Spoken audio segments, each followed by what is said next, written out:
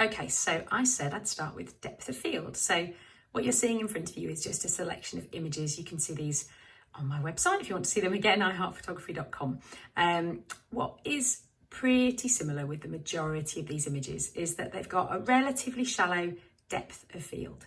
So when we talk about depth of field, and apologies if you're already familiar with this, but the way I like to think about it is simply how much of the image is in focus.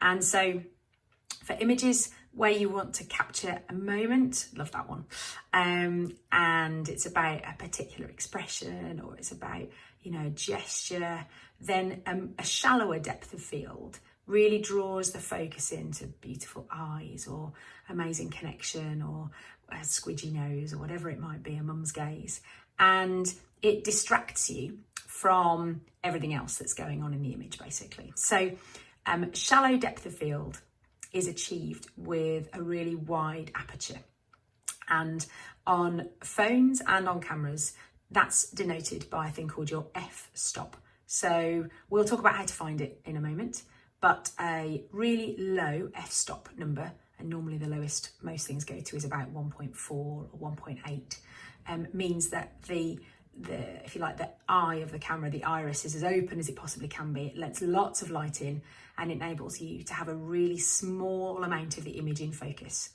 You have to be really careful working at low f-stops because it's really hard to miss the thing that you want to focus on. So you have to take care, but and you don't normally need to shoot at 1.4 or 1.8 very often, but getting to lower numbers, so 3.2 for example, or even 4.5, can really mean that a shot where everything was in focus previously, and you might be looking at, for example, in some of these, the trees would be in focus and all the leaves and all the background, suddenly that blurs and you're really focused on the things that are really impactful. So the connection, somebody's eyes, whatever it might be, a mum's gaze. Okay, so I've come into the garden to give you a little bit of a demo about aperture, and I'm going to use my garage door and the jasmine that's taken over the fence on the wall behind me, just to show you how you can play around with aperture and to give you a little example if you feel like going and testing it yourself this afternoon. So let me show you first of all the kind of effects that you can get. I'm just going to do that on the back of the camera for speed, so hopefully you'll be able to see. This is my garage door and the wall with the jasmine. And what I've done here is I've selected a really shallow depth of field, so we're focusing on the screw. I've changed my focal point on the camera, and I'll show you how to do that in another tutorial.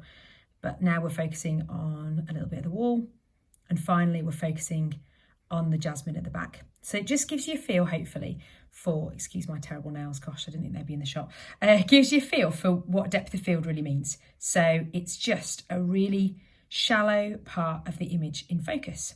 You can play with this with all sorts of different subject matter, but let me show you first of all how to change your depth of field on your camera. Okay, so when you turn your camera on, and I know not everybody's cameras will look like this on the back, but broadly all cameras work on the same sort of principles. So the best thing to switch your camera to is, if it has it, and mine I think does, and don't normally go that way, there we go, switch it to AV, aperture priority, and you will find that on a wheel that looks something like that. So what this means is that you're going to tell the camera what depth of field you want the camera to take a photograph with, and it will work everything else out. It'll work out what the right shutter speed is in order to be able to do it. In fact, look, my camera is telling me better than I could.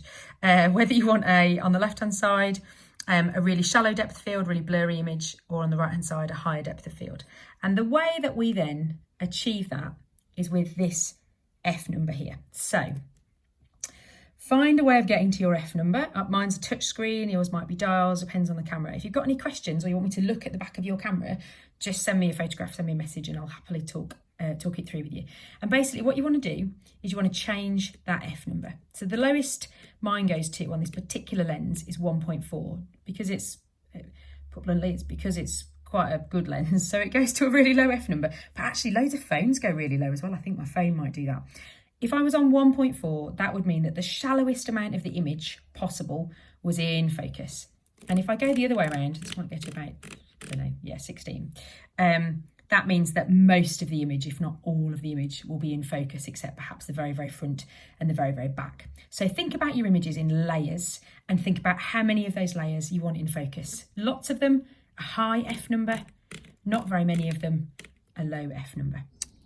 Okay, so doing something similar on your phone. I'm just going to show you on an iPhone because that's what I've got access to at the moment. So if you want to create a depth of field, iPhones go from a f-stop of 1.4 all the way to 16, which is what my lens just did. The way to do that, you may never have clicked this button before.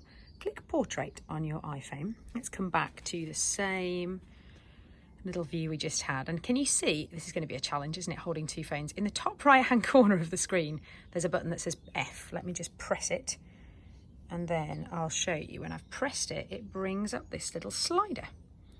And if you've never pressed that, so it doesn't do it with a lens, it does it with software. So it's never going to be perfect. Look, it's picking up some stuff in the distance, but it's not bad. It's not bad at all. If you just take a minute to compose, you will be able to get some really nice shots. So that's at 16, which is what my big camera just went to.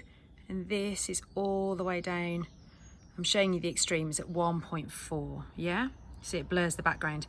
And normally, you'd probably want to take stuff, I don't know, somewhere around 2.8, 3.2, 3.5, something like that, maybe 4.5 as a max, if you want a nice shallow depth field. There's other rules, it depends how close you are to things and so on and so forth, but let's not worry about that for the time being.